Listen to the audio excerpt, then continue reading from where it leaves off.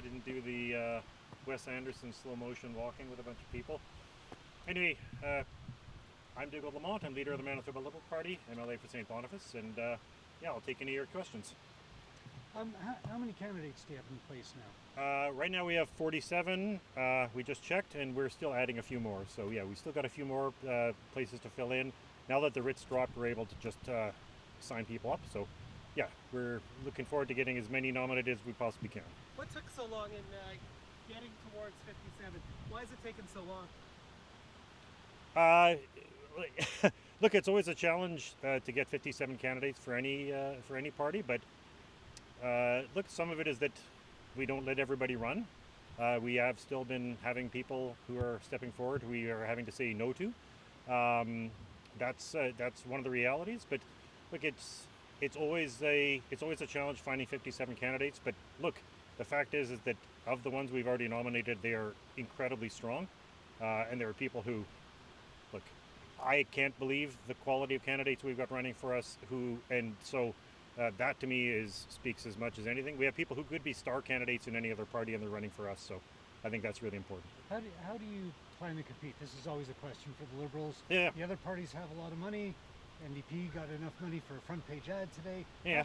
So what's your approach in terms of fighting with a lot less resources? Well, I mean, it has been to focus on the things that we really can control and focus on. We've always run campaigns. Look, we've often ran campaigns and won on with less money, right? So that's true actually federally and provincially. But it's all been about, for us, it's been about getting campaigns ready and getting candidates, really strong candidates ready and getting them out early wherever we can. So we've had people door knocking for months, which is incredible. And the other part of it is being fully prepared with a platform. We're going to be dropping our fully costed platform tomorrow, which I'm really excited about. And it's really, for us, it's about contrasting between the NDP and the PCs. And once you see our platform, you'll see that we're the only ones who are doing stuff and that the PCs and the NDP are actually offering exactly the same. So like one of the things that's happened in the lead up to this election is that the NDP has been in lockstep with Heather Stefanson's PC policies, whether it's on justice or fiscal matters, and a whole series of other promises. So if people want to vote anybody but Conservative, they have two Conservative parties to vote for and one Liberal party to vote for. What's your response today to Lloyd Axworthy's comments in an NDP ad? Yeah, well, look, I actually talked to Lloyd and he said, well, that wasn't an endorsement.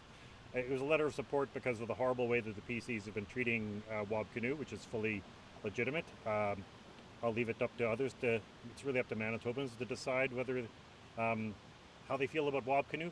But it shouldn't be about either his past or his personality or whether he's changed. It's really about what political parties are going to do for people.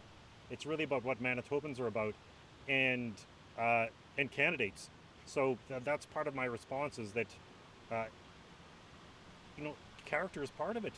But there's a hell of a lot more to politics than just character. It has to be about what you're going to do for people. And the other thing about it is when you talk about any of those personal issues, I'm much more interested in what people's record is and what their stand has been on policies, how they voted. And to me, the record of the NDP and the PCs alone is indefensible. So it really, and if people want to, I also think that when it comes to the other two parties, with respect, even with Wab-Kinew's economic views, you have two leaders in the PCs and the NDP who represent basically often the opposite of what their parties are supposed to stand for, right? In terms of, again, actually just purely on the question of fiscal matters, where Heather Stefanson is running massive unfunded tax cuts and the NDP is promising to keep them. That makes no sense. Are you worried though that Liberals will read that Lloyd Axworthy letter or comment or ad by the NDP and say, well, this is a reason to vote NDP, and I'm not going to vote Liberal? Well, I have to worry about the things that I can control alone. I know that we have, again, that shouldn't be the deciding factor. It's the thing that should really make a difference is what people are going to do, not just who they are. And when it comes to that, again, I'm very, very comfortable in saying we have a platform that represents our values and ideals, and I don't think that's true of the other parties. You do ask No, I didn't. But he's donated to the party, and he said it was clear it wasn't an endorsement. But even though he said it's not clear, I mean, any, to use a legal term, any right-thinking individual would look at this and go, oh wow, Lloyd Axworthy is endorsing the law. So it's a 4-page spread. It's a wrap around a daily paper. Yeah. Like, this, given the fact that your party has been trying to make inroads since Carstairs had 20 seats 25 years ago, longer, 35? My God, yes. What is this emotionally, the impact of this to you? I kind of don't care, because I actually don't think it's relevant, quite honestly. Like, this is a letter. This was a letter written to Wab Canoe that the NDP then said, okay, well, let's stick this on the front cover of the Free Press. Like, and if he wants to feel that way, he feels that way. Like, Lloyd moved to Ottawa in June. He doesn't live in Manitoba anymore, so he has no skin in the game. But honestly, yeah, look, the NDP are going to use it for what they want to use it. But, and if people want to feel that way, they want to feel that way. I don't. So just back to the initial question, are you going to have 57 candidates? I just want to clarify. You think you will? We intend to nominate 57. There are some, look, there are logistical challenges around getting signatures, right? So I do want to be like, we want to focus on where we can win. I absolutely would like to have 57 candidates. But I want to but the most important thing for us is also making sure that we're focusing where we can win, and there are plenty of places we can do that. Heather Stephenson said today she has a new legal opinion that she's going to order Manitoba Hydro, if re-elected, within 10 days to remove the federal carbon tax. Just a quick response to that. Yeah, I think that it says everything about the Premier, that she's kicking off her campaign by saying she's going to ignore the Supreme Court and the law. This is actually a problem in Manitoba and across Canada, that you have a bunch of premiers who think they don't have to follow the law, and it's their job to ignore the Supreme Court. The fact that she's got a legal opinion is completely ridiculous. It's a campaign stunt, and frankly, this is an outrageous thing to do. It just says that this is a premier who's kicking off her campaign saying she doesn't care about the Supreme Court of the law, which is not anything that's new with this government. They have not been particularly careful. I mean, for a government that keeps talking about being tough on crime, they really don't care about enforcing the law.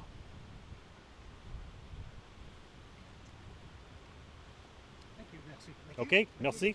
En français, tout? Anything? Anyone? All right. Alors, juste en français, c'est très excitant. On va avoir notre plateforme demain. On a beaucoup de candidats vraiment extraordinaires, et vraiment pour dire, on est très encouragés, parce qu'on sait, quand on parle avec les Manitobains, qu'ils répondent à nos idées, et on a beaucoup de sièges qu'on peut gagner. Pour les autres partis, ils sont en train de dire qu'ils sont les seuls qui peuvent gagner, mais vraiment, ce que je vois, c'est qu'ils ne peuvent pas gagner le gouvernement majoritaire. Alors, c'est le temps de prendre au sérieux les libéraux, parce que si les autres partis ne peuvent pas gagner, on peut. Alors, on va présenter une plateforme où le focus c'était sur les Manitobains, sur les enjeux qui vraiment sont les plus importants des Manitobains, et non seulement sur les personnalités. Parce qu'on a besoin des idées, on a besoin des changements ici au Manitoba, et on est préparé à livrer les changements quand les autres partis ne le sont pas. J'aurais peut-être une question sur vos candidats. Quel pourcentage de candidats vous avez qui sont bilingues français-anglais? OK. Qui peuvent s'exprimer et avoir une idée en français? Ben, je vais dire moi. Si ça compte que moi, et moi, pour certains, moi, Robert Falcon-Ouellette et Jean-Luc Boucher, surtout. Il va falloir aussi, il va falloir demander, mais aussi il y a d'autres qui étaient en immersion français aussi. Mais ces trois sont vraiment confiants et complètement bilingues. Merci. OK, merci. C'est tout? Merci. Thanks so much.